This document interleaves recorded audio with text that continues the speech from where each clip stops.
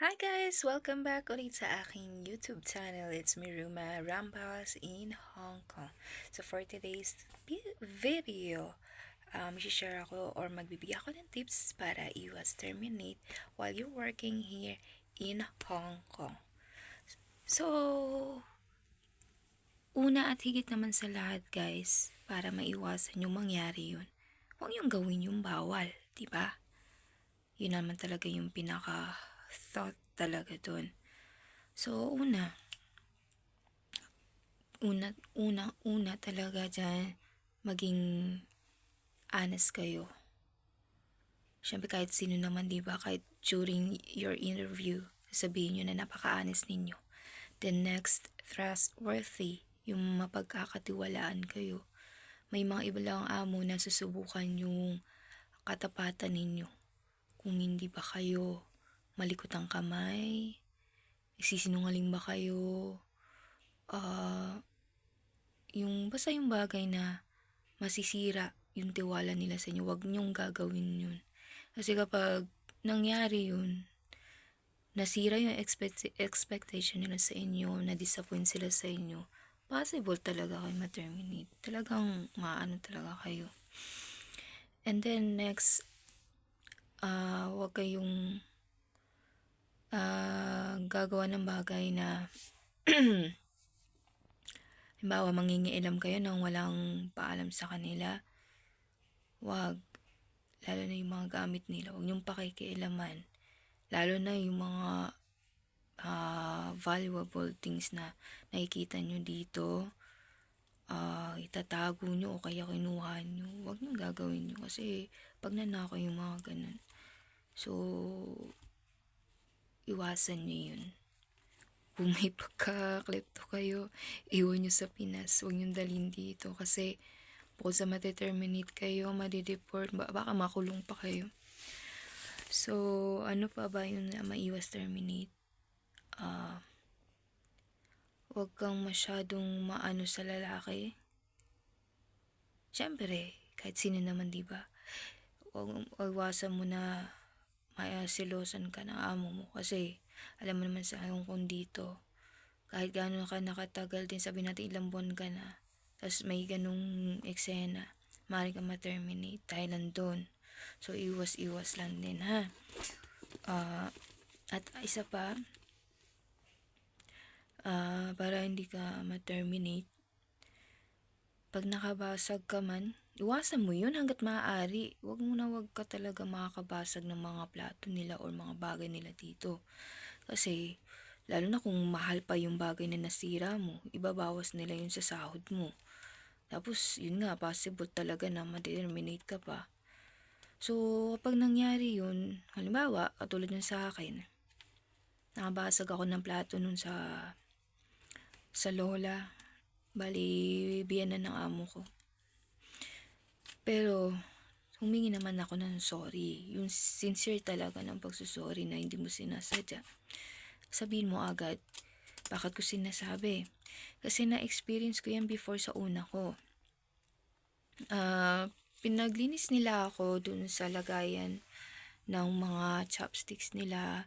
Tas may mga bagay dun like yung lagayan ng salt nila. Yung salt kasi nila dun, para siyang marmol, babasagin talaga.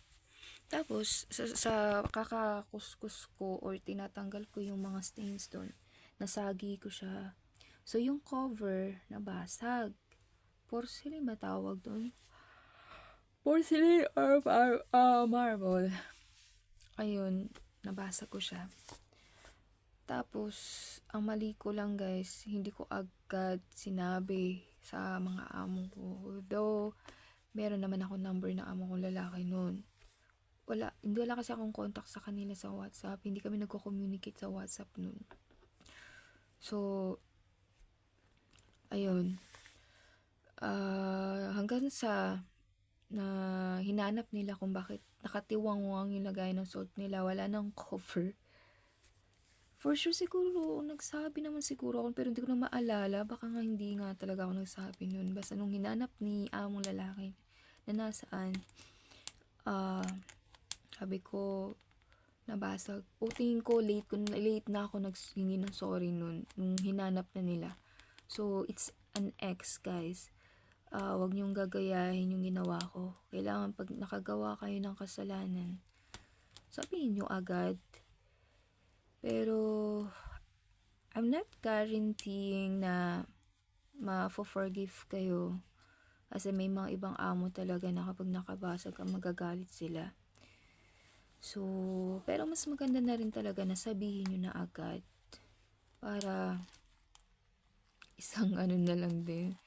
And doon mo malalaman kung understanding si amo mo. Pero sana next time, iwasan mo na yun. Kasi hindi yun nakakaganda sa ano nila. Kasi alam mo naman yung mga Chinese, naniniwala sila doon sa mga ano, sa mga unlucky thing, ganun. Yung iba kasi naniniwala na kapag nakabasag ka ng gamit, or lalo na yung mga ah, baso, plato, ayan, parang malas yata sa kanila yun. So, yun. Iwasan natin yun ha, kasi possible din na mag-cause yun ng termination. And ano pa, sumunod kayo palagi sa rules ni amo. Like example, curfew hours. So, umuwi kayo ng sakto. Kung hindi sakto, mas ahead. Mas maaga ako umuwi. Pero wag totally naman maaga ha. Yung sakto lang, siguro sabihin natin may 30 minutes left or 20 minutes left na makakauwi ka sa bahay ng amo mo. Ngayon, maaga lang akong umuwi kasi sa ngayon wala dito yung amo ko. Gusto ko rin magpahinga para makapag-vlog pa ako ngayon. Pero ngayon inaantok na ako. Then bukas mag-day off pa ako. So, tingin ko tanghali na ako aalis dito sa bahay. Yan, magagala-gala lang ako dito sa malapit. Para hindi masyadong mapagastos. Kasi alam mo naman kailangan natin magtipid. And isa pa guys, ayaw nila yan kapag umiinom ka, galing ka sa day off, tapos uminom ka, mga ngamoy alak ka, ayaw ng mga amo yan. Ayaw nila ng helper na palainom. Tsaka, ito pa guys pala, iwas termination na lang din. Ayaw ng mga amo na may mga utang yung mga helper nila. So, some of them siguro nag-i-investigate kung may mga utang ka ba dito sa Hong Kong, or kaya may mga utang ka ba na binabayaran sa Pinas. Kung meron man, huwag mo na lang din siguro sabihin. Kung di naman din kalakihan. Kasi marami kasi dito sa Hong Kong na nangungutang tapos tumatakas. Ayaw nila nun. O kaya naman, baon sa utang. Kaya punta dito. Parang ano lang nila yun. Ewan ko ano iniisip nila. So, isang factor na rin siguro yun na iwasan natin yun. Okay? And then, ano pa ba? Yung mga bagay na maaring makapagpa-terminate. Ayun. Tingin ko depende na rin din kung paano sila mag-feng shui or kung ano yung magiging aura mo sa kanila. So, always wear smile ha. Every time na makikita mo sa kanila, lagi nyo silang i-greet smile. Kahit nangangalin na yung panga mo, lagi ka pa rin smile. Kasi, marunong kasi sila mag-analyze kasi. Nalaman nila, no, itong taon to, magaan ang aura nito sa akin. Parang ganun. Para sa akin, itong helper na to, tingin ko ito magbibigay ng laki sa akin. So, yun, ganun sila. Kasi, meron talagang nangyayari guys na unang araw pa lang, hindi ka pa nakakapasok ng pinto, pinalabas ka na, tinerminate ka na agad. So, nakakagulat yung mga ganun, di ba? Anong dahilan? Bakit tinerminate yung isang kasambahay? Imagine, ang daming pinagdaanan yan. Yung iba galing pang probinsya, luluwas pa ng Maynila, ang daming ginastos, nag-a-attend ng testa, nagbabayad ng ganitong halaga, tapos matiterminate lang ng bigla-bigla. So, hindi natin malaman kung anong dahilan, no? Kasi ganito talaga dito sa Hong Kong. Pag may toyo, yung amo na yun, wala, ano talaga, Pero huwag kayong mag-alala, kung ma-terminate man din kayo, kung matyaga lang din kayo maghanap ng panibagong employer dito, may chance pa naman na makapaghanap kayo dito. Basta, tyaga-tyaga lang. And then, ano pa ba yung mga bagay? Ayun, isa pa, huwag kayong mangungutang din dito. Kung mangungutang man kayo, nasa sa inyo na yun guys ha, pero wag nyo lang talagang papaalam sa amo nyo yun. Tapos yung, ano pa ba, yung mga bagay na ayaw nila. Nabanggit ko naman na yung inom, diba? Ayaw nila yun. Ayun pa pala, yung makikipagrelasyon ka sa mga ibang lahi dito. Kasi alam naman, may mga ilang Pilipina dito na may pamilya sa Pinas, tapos dito nakikipag-boyfriend boyfriend sa may mga Pinoy din kasi mga lalaki dito, tapos may mga iba't ibang lahi din dito, hindi lang mga Chinese. May mga, basta, marami kasi mga residents dito na iba-ibang lahi.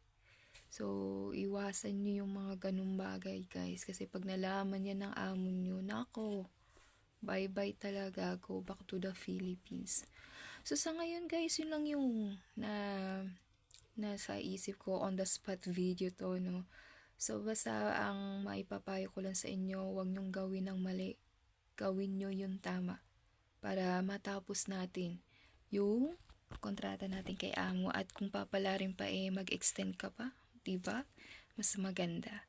So yun lang muna guys ang aking video. Kung may mga any suggestions or comments kayo, may katanungan kayo dyan, i-comment down below nyo lang po yan para masagot natin. And then kung hindi ka pa nakapag-subscribe, kung sa tingin mo nakatulong itong video na to, please consider like my video and subscribe to my channel para updated kayo sa mga bago kong videos. So see you on my next vlog guys. Bye!